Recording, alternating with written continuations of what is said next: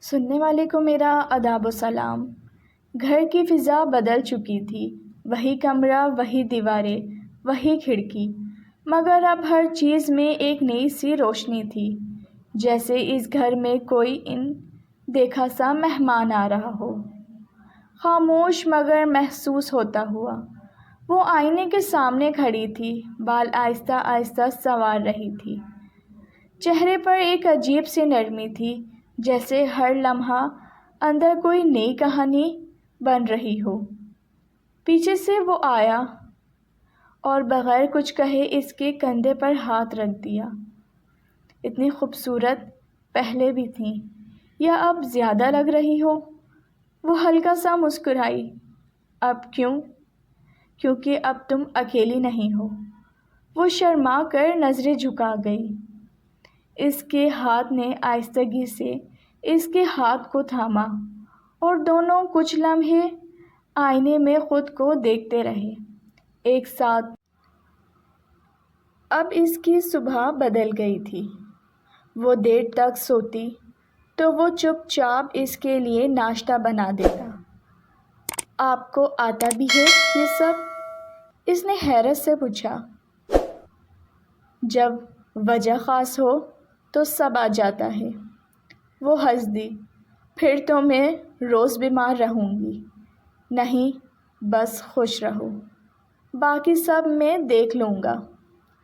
وہ اس کے پاس آ کر بیٹھ گئی اور اس کے ہاتھ سے کپ لے لیا۔ ان چھوٹے چھوٹے لمحوں میں اب ان کی پوری دنیا سمٹ آئی تھی۔ شام کو وہ دونوں کھڑکی کے پاس بیٹھے تھے، ہلکی سی ہوا چل رہی تھی۔ اس نے آہستہ سے اس کا ہاتھ اپنے پیٹ پر رکھا۔ محسوس ہوتا ہے؟ وہ چونکا، پھر مسکرایا۔ ابھی نہیں، مگر دل کہہ رہا ہے۔ وہ اس کے کندھے پر سر رکھ کر بیٹھ گئی۔ ڈرتی ہو؟ کبھی کبھی۔ وہ فوراً سیدھا ہوا، اس کا چہرہ اپنے ہاتھوں میں لیا۔ کس سے؟ پتہ نہیں، سب نیا ہے۔ وہ نرم آواز میں بولا۔ میں ہوں نا، ہر قدم پر۔ وہ آنکھیں بند کر کے اس کے قریب ہو گئی اور اس کے دل کی دھڑکن سننے لگی۔ رات کو وہ بستر پر لیٹی تھی اور وہ اس کے بالوں میں انگلیاں پھیر رہا تھا۔ آپ بدل گئے ہیں، اس نے آہستہ سے کہا۔ کیسے؟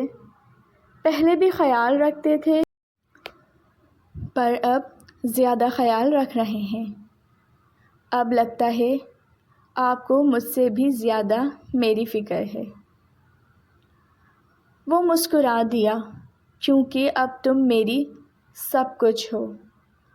وہ اس کے قریب آ گئی۔ وہ ہنس پڑا۔ رات کی خاموشی میں وہ اس کے ساتھ سمٹی ہوئی تھی۔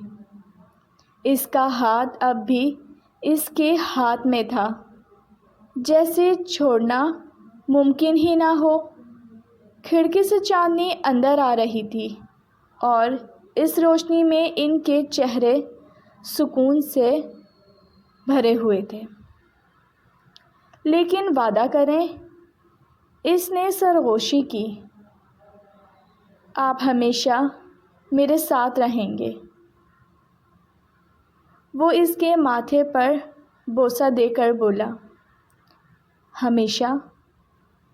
وہ مسکرا دی اور اس کے کندھے پر سر رکھ دیا۔ محبت جب ذمہ داری بن جائے تو وہ اور بھی خوبصورت ہو جاتی ہے۔ اگر آپ کو یہ کہانی پسند آئی ہو تو پلیز میرے چینل کو سبسکرائب کیجیے۔ رکھیے اپنا بہت زیادہ خیال۔ بہت جلد ملوں گی نیکسٹ پارٹ کے ساتھ۔ اجازت دیجیے، اللہ حافظ۔